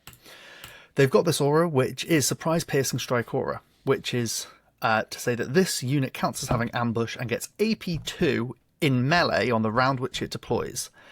That's how it read previously. With the most recent update to beta, it is now when it deploys with this rule. Previously, it read that you could double dip. You could take Surprising Piercing Strike Aura on a unit that has the ambush redeployment, bring it in with Surprising Piercing Strike Aura, charge something with AP +2, and then redeploy it and bring it back in again with AP +2. Now you can only do this once, but that's it's like dialing it down once. It's still quite strong. Yeah, the big thing here is that you're coming in with AP2, and the second you finish your charge, you scoop up your units. They can't do anything about it, right? Yeah. Like, you put it on, most units are going to die to AP2 with, the amount of attacks we're talking on a 3-up. If it's a double stack unit of Jesters, they've got Furious, so they're basically hitting on 2s. And A2, AP2 is going to mince a lot of units, 20 attacks, And then you just go like, all right, cool, I'm going to pick that back up. And you couldn't have done anything about it. So I think what you mostly do with these guys is you run a couple of those and you charge in and you blow up some units without them being able to respond. And then on round 3, you come down with all your ambush all at once. And then you clear out whatever's left on the board. I think that's probably the way you play these guys now. If you've not gone and watched our video of Jackals versus Elven Jesters, pranksters are terrifying. There's a little outtake, I guess, at the end, showing the first video we did of that. And a unit of 10 pranksters charges a Great Beast, and the Great Beast instantly dies. These guys are probably the scariest charging unit in the game. Maybe not with the beta now, but god damn, yeah, these are scary. I think that's probably where you end up with the Elven Jesters, and they also have access to Mark for Assassination, which on the jetbikes, is it? Yeah, it's on the heavy jetbikes. Which and again, another instance of please stick marks on the bikes, you can make them valuable. The jetbikes are garbage. The heavy jetbike with Mark for an assassination target. Now, we spoke about this and I said this was cool. We both agree on one of the drawbacks of it, and I think that overall we took the negative view on this. For those of you listening, it is marked for assassination target once per game, not once per round. Pick one enemy model within 18 inches with hero, and then friendly units get assassination target against it once. What is assassination target? When this unit is activated, it may be placed fully within, it's been nerfed, within 6 inches of one enemy hero within 18 inches. So you have to go through the hoops, have the bike, have the heavy jet bike, which is crap, have it be within 18 inches of a hero, third condition, and then you activate a unit that has to be within 18 inches of that hero as well, and then you have to place your unit entirely within 6 inches of that, and 1 inch away from all enemy units. In fact, there's a good chance that if it's a unit of pranksters trying to use this, a unit of 10 pranksters, or a unit of 10 anythings, you can't fit. Yeah, I mean, it's useless with the ambush strategy. If you mark some sort of assassination, they pull back. Like, your whole strategy falls apart. I don't know. Yeah. Alternating activations. It's just not very good. Even if it was, you can do it every single turn, it would still not be worth 35 points. Like the idea that if you did this every single round, it would be worth 140 points is insane to me. It's way too many points for this effect, right? Like, closing the gap on someone like this is just not that powerful when you have an army with full ambush, right? Army with full ambush, you're not paying army with 3-inch extra move. Yeah, like you're getting there already.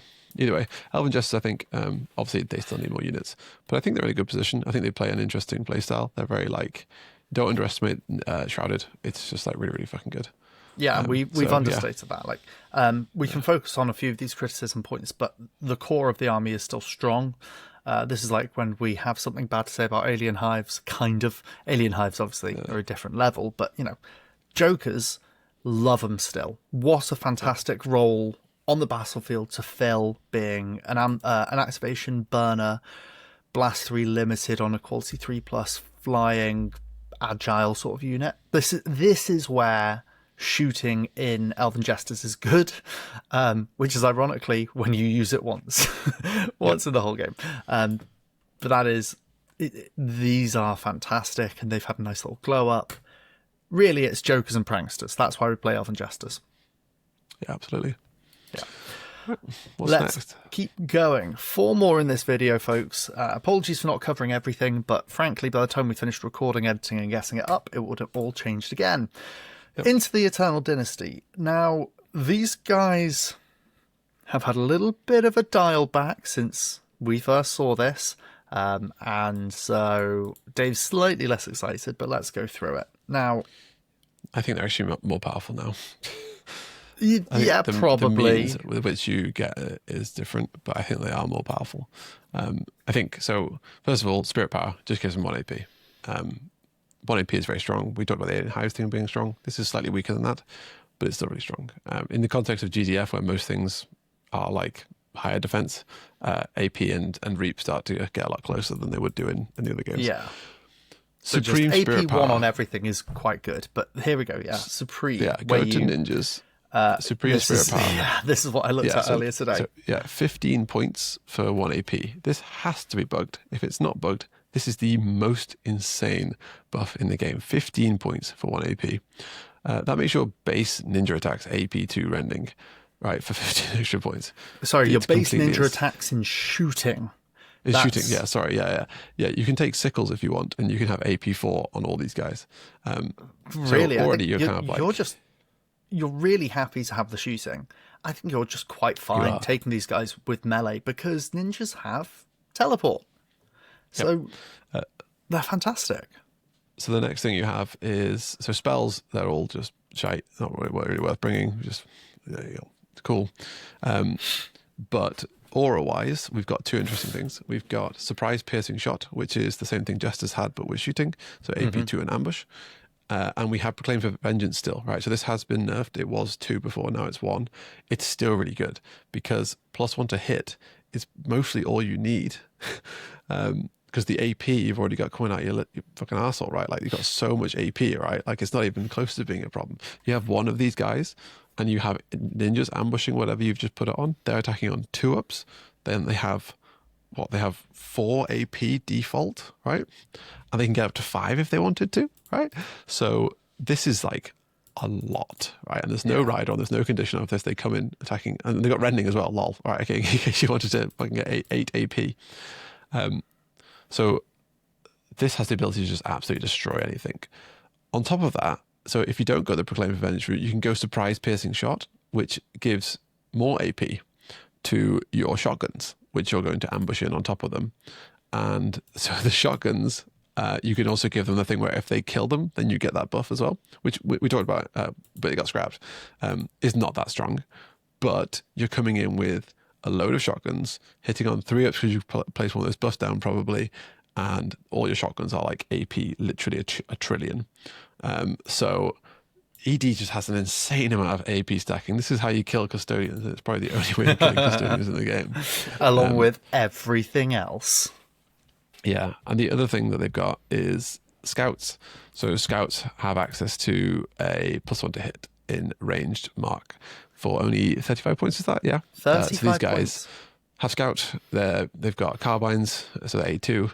They're A2, AP1 at 18 inches because they've got the buff themselves. They can hit on 3-ups. So that's already a decent unit in the kind of OPR world. But yeah, then you stack any of the other previously mentioned things on top of it, and all of a sudden you've got like really hard hitting high AP stuff. And if you don't want to do that, you just stick this buff down, turn round 1, and round 2 come in with your army of ninjas, which are all like AP5, and they just kill everything on the board. So yeah, I think there's still a lot of strength in this army, and the fact that the buff thing did get nerfed, but it still exists for only 70 points now is kind of interesting because I don't think you need that much of it. That's one of the really good things I was going to say about this. There's a couple of things to praise about this nerf to the Mark for Vengeance, Proclaim for Vengeance. One is exactly that. Yeah, previously it was like plus 35 points, so this really now can make your Dynasty leader a nice cheap objective decapper because you bring it with teleport and whatever. So that's really good. The pure mathematician in me sings with joy because OPR had a previous habit of just replacing any non-certain number with X, and whoever's behind the dev team has taken a pure maths course, and we've now got reference to X and Y for the first time in OPR in the past 18 months at least. It's changing so much. Look at that! Look at the sophisticated Literally new application. letters. It's wild. I've never seen that letter before. It's fantastic. So that's one of the things that's really good. This mark for precision shooting, right? I'm sorry, this is why I think DAO have been left in the dirt a little bit. What if instead of spotting lasers, DAO had this sort of thing? You'd just be really nice and happy. This is fantastic. ED are still looking good. Dave was less excited because we've not got the Proclaim for Vengeance 2. But again, that's me trying to do the me silly shit. They're still good. And that's just covering 3 units. 4 units. 4 units? Like... Yeah. The list is great. Like, yeah, if it stays like this, then you don't ever need to worry about AP ever again in your life. I would suggest just playing heavy shooting. Any model that can do 2 hits per wound it has. So basically any tough 1 model is just something you're interested in, right? Like, you're getting the AP for free, so you might as well just get the hits, the most efficient bodies for hits, which is tough 1 things, and go out and one-shot your opponents. Have fun. Eternal Dynasty looking nice. Do Warriors get access to flamethrowers? They do. Warriors get 1 flamer per 5. 1 flamer per 5. Okay, cool. So it's not that bad then, I guess. They're only heavy flamers, the 2 of them, but yes. Yeah, they're only base heavy flamers. Yeah. AP1, just very good army-wide. It's not thrilling, but it is strong. Let's go on to our little green friends, the ones who are coming out very soon. OPR have started to tease the artwork. Patrons have seen one of the first renders for a Goblin model. Get hyped. These guys are going to be fun. What are the Goblin Reclaimers' army-wide rule? It is army-wide poison. So we've already seen and spoken about this a little bit. It was on the Watch Brothers, but here it's quite different because Watch Brothers highly elite, very focused, very few models. Here it's friggin' everything. Everyone and everything, still an incredibly cheap army. It's going to be very different. Is it actually going to be good though, Harvey? So I don't think it's as good here because I think the access to decent shooting isn't as prevalent. So yeah, I think they're lacking an AP a little bit to really take advantage of this compared to Watch Brothers. I mean, we're still not like super big on poison effects, right? They're really not that good. One thing I will say is that they do get access to Supreme Ramshackle Crew, which makes it a 5 and a 6 instead, which I think is on the shoot 'em ups maybe. It's somewhere. No. Someone's got it. Good, it's on the tanks. I think the loot is. Oh no, that's just this model. Oh, it's not a mark or a buff. It's just this model. The loot is just this model. And for only 62,000 minus points. 82,000. 82,500 minus points. It's not bad. No, I'll probably take a couple of those. But yeah, so this is it gets better when you have that like 5 to 6 one because it's a bit more likely to happen. Well, you can see what happens when we add it. I've not done this yet. Oh, straight value. Straight value. Honestly, limited only by Barval. So yeah, I think it gets slightly better there. I'm not like wow on seeing poison on all these guys. I think this is an example of an army that could have kept the proximity buff and it been flavorful. I know that there's been some discussion in the Discord, and hopefully the change hasn't come out by the time the video comes out. Holy fuck! But Tano was talking about bringing some of the range restriction stuff back in, just to kind of sprinkle a bit more spice, but make it be less everywhere. It. Like, yeah, if I've read that right. There's too much to catch up on, right? So I said to you guys at the start of this video, this is Wednesday. So it was earlier today that Tano brought the changes into the current state as of the time of recording. And when I saw that, I thought that's such a fucking shame. First of all, because some people on the internet can't behave civilly. And secondly, because I think that if you're fair enough, right? It can be overbearing having all of these new rules and all of the conditions. I get it. But it's still a cool design space to explore. So leave it on a couple of armies. It also then reinforces uniqueness in those armies. And yeah, these guys having their bonuses when being close by, I think, is an excellent example of that. So, if they do that, we'll see that coming back. Yeah, hopefully we do. And then we're back to the position where they were good, and we liked this. Yeah. So other things to talk about here. There's not a massive amount. So spells are crap. The auras, Again, the only aura you really care about is the Bloodthirsty aura, because Bloodthirsty is a great rule. Yeah. And they also get marked for Bloodthirsty as well in this list. So another way of getting Bloodthirsty.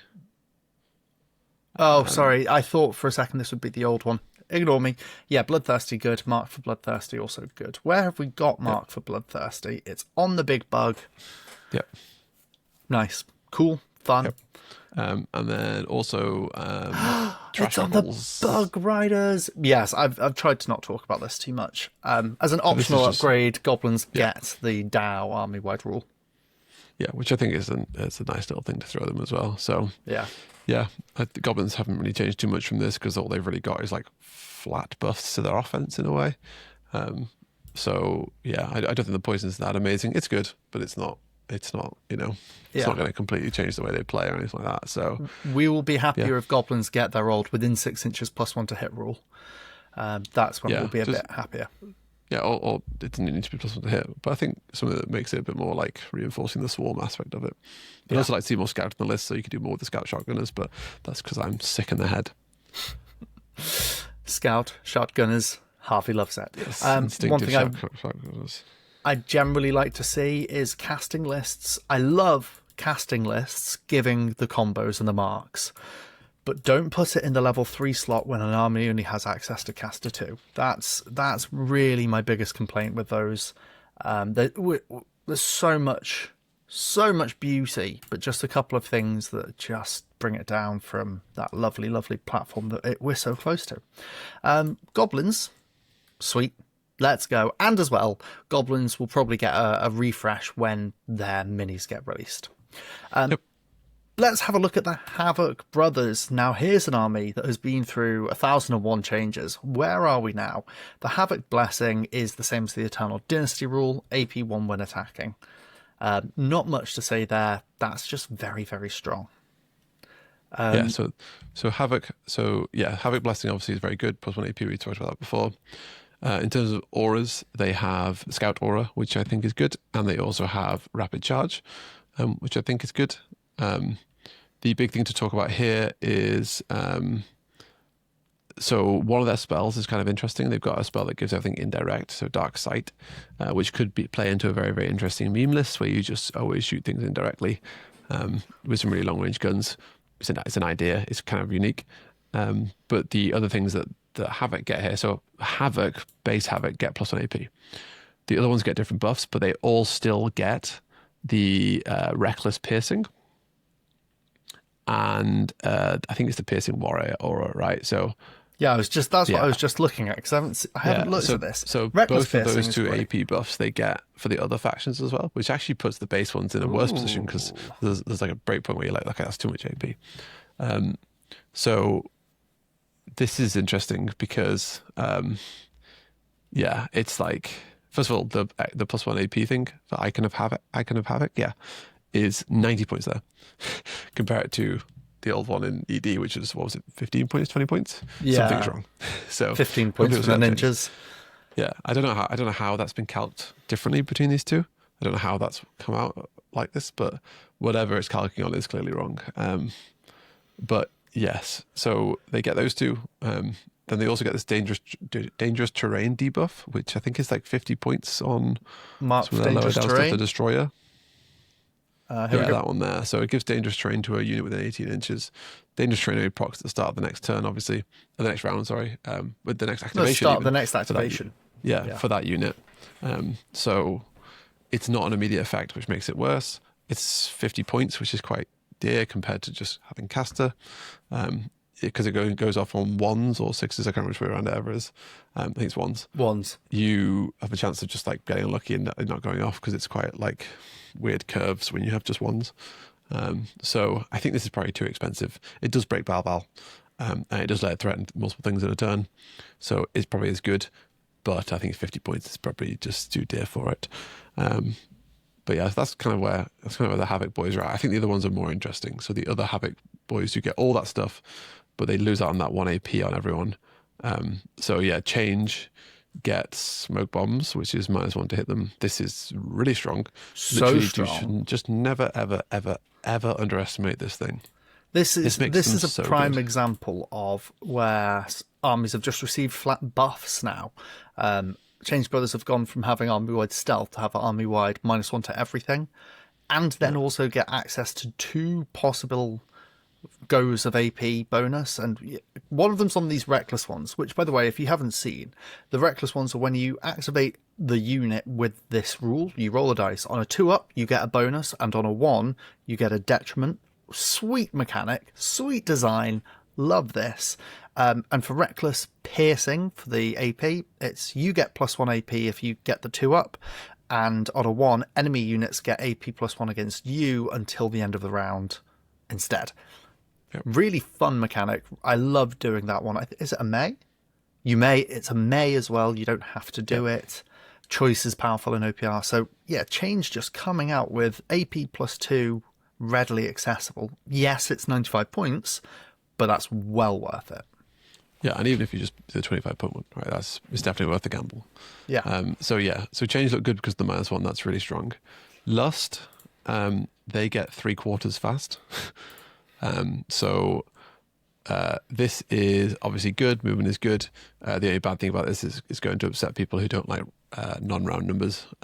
So the 1.5 is going to upset probably many people, but I think it's a nice balanced decision to reduce fast down by a bit. So I think that's probably a good thing. I do like the whole 3/6 when you buff this. Or was I looking at High Elves and getting confused? But the High Elves, I think. Yeah, the boost, it mustn't be in Lust. The boost for the 1.5 to 3 is 3 and 6, and for some reason those numbers are good in my head. So that's Lust Bros, Plague Bros, just get the old 6-up reroll, which is fine. I mean, it's not as good as Aegis or Spell Eater or Nightborn, but it's fine. I don't think anyone's ever been excited about using this rule. Like occasionally it saves a couple of models, but that's it. And then finally is the War one, which is good because it is that thing about where if they roll 1, you get extra hit. Yeah. Which is great if you are running the Talon Raptors who have Furious as well. Yeah, this is where you get an opportunity to have double Furious. War Talon Raptors. Yeah, so they've got double Furious, and they also have 11 billion attacks. So they're just going to hit you 1 million times, basically, which is basically what they're doing before, but even more so. So it's I'm sure the War players will be happy with that. Yeah, they will. The nice thing as well with the War thing of getting this inverse Furious is that it comes with the auras in War Havok of Rapid Charge Aura and Scout Aura, which are just really, really nice when what you want to do is shove your shit into your opponent's face, and these let you do it. So yeah, basically, these are all really good. Also, the casting one for War having Slayer as an optional thing is just excellent. And then if you don't want to do that, and you maybe don't want to do 8 hits with AP1, also RIP when there's literally 8 hits with AP2 in circulation. But anyway, you could just do the level 2 spell of 6 hits, which is nice. And again, Supreme War Blessing, that expanding it to 1s and 2s thing on a level 1 spell. Yeah. Caster's just good in War. I'm excited for War. War is a really good, flat. If I say flat, I mean it's not doing anything too cute. It's just doing one thing, and I like that. No. I mean, if you're playing Havok, you're playing it because you like the minis. That's basically it, right? You like big mutanty boys, and these mutanty boys do run the enemy and kill them, so that's good. They do. All right, folks, we're going to round out this video with the High Elf fleets. We will get into all of the armies as beta develops, but for now it is just, as I've said, moving way too quickly for us to keep pace. Their army-wide rule is this kind of 2/3 fast that we've spoken about, 1.5 inches when moving with advances, and 3 inches with rushes and charges. We've spoken about it. It's fine. I just don't like 1.5, but that's because it makes my brain itchy. This is the one where we have got the buff, what's it called? The combo, and I do like this. When you combo it, it's +3 inches when advancing, 6 inches when rushing and charging. You see it on lots of the core units. Do you not see it on the specialist ones? Is that it? Yeah, you don't see it on the specialist ones, and that's fine. It's still good. So yeah, we talked about this in the bin video. So if you haven't heard this already, it's because you're not a true fan and you didn't go rummaging through my hard drive for the bin video.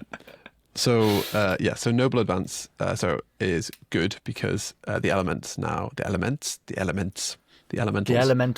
get fast, which is, they just love that, right? Like before they were slow and running around slowly, but really good, and now they're fast and doing that instead. So they're happy about that. Supremely Noble Advance, I mean, I think the cost is bugged for it because 5 points. It probably shouldn't be 5 points for fast. I don't think it's ever been 5 points for fast. So it may need to be more expensive. I don't know.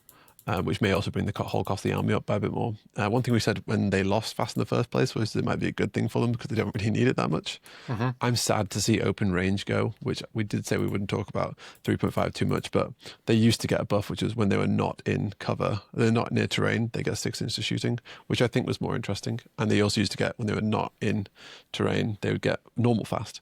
And I think I preferred both of those because it was a really unique thing that only High Elves had, and it was an interesting play style that I could see working with High Elves. And there were a couple of complaints about people saying like, oh, but to get my buff, I have to like first move out of terrain. And it's like, no, man, you don't go in terrain in the first place, right? Like, you know, it's a new dynamic. It's a trade-off, right? You go like, okay, well, do I want this effect? Okay, I'll move it. I won't move into cover or into terrain. I think thinking about things that we'd like to see that kind of condition for buff effect come back on, open range I really would love to see again, because that's one that doesn't interact or make you feel like you're being punished for going into terrain with, right? Especially when you've got things like Strider on Revenants, flying on your gliders. You don't feel quite so punished for it. That's one that's fine. I agree with what you're saying, Harvey, about I think that the resistance to the conditional fast was misplaced, but at the same time, I saw people complaining about it, and I just had to kind of go, I don't agree, but so many people have expressed this that, fine, fair enough, that's in the bin. That is kind of cool. Otherwise, they have an absolute shite spell list, and they have a shite stack of auras, so heroes are currently in the bin. Yeah. No taking heroes. Yeah, cute stuff. This shooting range debuff, right? You have to pick something within 18 inches to give it minus 6 inches to shoot with. You're already within 18 inches of it. What's it going to do? It's going to move 6 inches closer to you. You're not a scary... Well, hold on. With an asterisk for the thing we're about to talk about and praise, you're not a scary melee list. This is a really weird debuff thing that is super overcosted for 40 points. People have already raised it. In the old Blessed Sisters spell list, you had a level 1 spell for giving -1 to casting. This is not the same, but it is quite similar to that feeling of you get really, really close to make their shooting less good. To make them shoot even closer. It's a weird one and not worth 40 points. Yeah, so the only other thing these guys have got going for them, not the only thing. Tag for, well, there's two. The tag for precision attacks. So this is on, I think, like the Scorchers and the Shifters and stuff, I think. Yeah, tag for precision attack.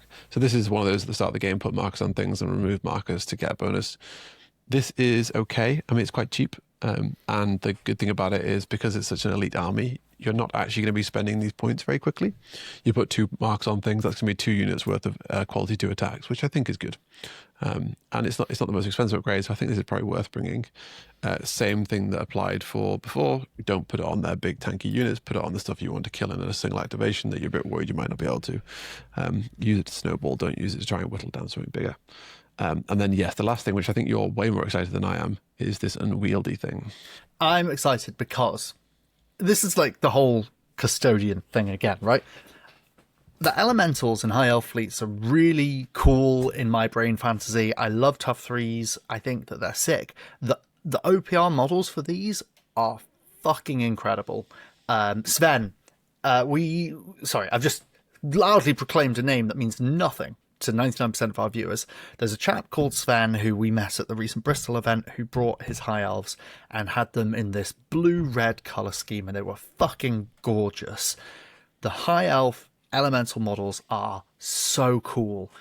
any excuse to bring them more, I think, is good. Now, the elementals have just been given this 3/4 fast thing, which is a nice buff to them. So your melee guys, these are the shooty ones, which, by the way, also like the fast thing because they're flamer shooty dudes.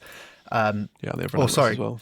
They're kind of nearly super heavy dudes. They don't have reliable, but AP2 flamers is good. With new relentless, yeah, you're very right there, Harvey. Very, very good to see. Get up in someone's grill.